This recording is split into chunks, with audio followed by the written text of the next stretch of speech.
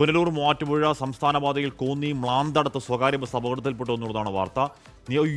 നിയന്ത്രണം വിട്ട ബസ് 2 വീടുകളുടെ മതിൽ തകർത്തു എന്ന് പറയുന്നു. അതിൻ്റെ ദൃശ്യങ്ങളാണ് പ്രേക്ഷകർ കാണുന്നത്. വലിയ വേഗതയിൽ വരുന്ന ബസ്സാണ്.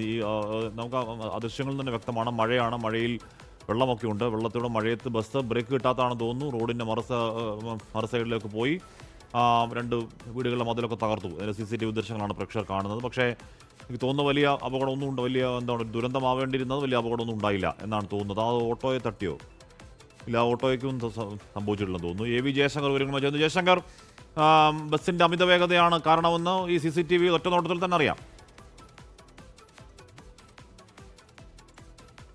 അശ്മി, കോന്നി മ്ലാന്തടത്ത് ഇന്ന് രാവിലെ 10:15 ഇത്തരത്തിലൊരു അപകടം വരുന്നത്. ഈ ബസ് ഇങ്ങനെ റോഡിലൂടെ വരുന്നു. പെട്ടെന്ന് ഈ ബസ്സിൻ്റെ ബ്രേക്ക് പിടിച്ചെങ്കിലും കിട്ടിയില്ല. അങ്ങനെ നിയന്ത്രണം വിട്ട ഈ ബസ് റോഡിന് സമീപത്തെ ഒരു വീടിൻ്റെ മതിൽ ഇടിക്കുന്നു. ആ മതിൽ തകർക്കുന്നു. പിന്നാലെ സമീപത്തെ മറ്റൊരു മതിലും കൂടി ഇടിച്ചാണ് ഈ ബസ് എന്തായാലും നിൽക്കുന്നത്. ബസ്സിൻ്റെ മുൻഭാഗത്തും ബാക്ക് ഭാഗത്തൊക്കെ ഉൾപ്പെടെ വലിയ തോതിൽ ഈ ബസ് തകർന്നിട്ടുണ്ട്. ബസ്സിൽ 10-ലധികം യാത്രക്കാർ ഈ അപകട സമയത്തുണ്ടായിരുന്നു. ഇതിലൊരു വിദ്യാർത്ഥിയുടെ കൈക്ക് നിലവിൽ പൊട്ടലുണ്ടെന്നാണ് നമുക്ക് ലഭ്യമാകുന്ന വിവരം. ഈ വിദ്യാർത്ഥിയെ നിലവിൽ കോന്നി താലൂക്ക് ആശുപത്രിയിലേക്ക് മാറ്റിയിട്ടുണ്ട്.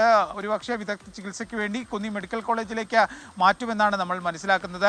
ആശ്മി സൂചിപ്പിച്ച പോലെ ബസ്സിൻ്റെ വേഗത ഈ അപകടത്തിലെ ഒരു ഘടകമായി. ഒപ്പം തന്നെ പത്തനംതിട്ട ജില്ലയിൽ കഴിഞ്ഞ ദിവസം രാത്രി മുതൽ ഒറ്റപ്പെട്ട രീതിയിൽ ശക്തമായ മഴയുണ്ട്. അതുകൊണ്ട് തന്നെ റോഡിലൊക്കെ വലിയ തോതിൽ ജലത്തിൻ്റെ സാന്നിധ്യമുണ്ട്. ഒരുപക്ഷെ വേഗതയിൽ വന്നപ്പോൾ ബ്രേക്കും മറ്റും പിടിച്ചപ്പോൾ കിട്ടാതെ ബസ് നിയന്ത്രണം വിട്ട് ഇത്തരത്തിൽ മതിലിടിച്ച് ഈ മതിലൊക്കെ തകർത്ത് മുന്നോട്ട് പോകുന്ന ഒരു സാഹചര്യമാണ് ഉണ്ടായതെന്നാണ് മനസ്സിലാക്കുന്നത്. എന്തായാലും വലിയൊരു അപകടമാണ് ഉണ്ടായത്. പക്ഷേ ആ അപകടത്തിൽ ആളുകൾക്ക് കാര്യമായ പരിക്കുകൾ പറ്റിയില്ല, വലിയ ദുരന്തമായില്ല എന്നത് ആശ്വാസം നൽകുന്ന കാര്യമാണ്. മഴക്കാലമാണ്. ഈ പുനലൂർ മൂവാറ്റുപുഴ സംസ്ഥാന പാതയെ സംബന്ധിച്ച ആശ്മി ഒരു ദിവസം 5-6 അപകടങ്ങൾ നമ്മൾ തന്നെ റിപ്പോർട്ട് ചെയ്യുന്നതാണ്. നിരന്തരം വലിയ വളവുകളൊക്കെയുള്ള വഴിയാണ്, നല്ല റോഡാണ്.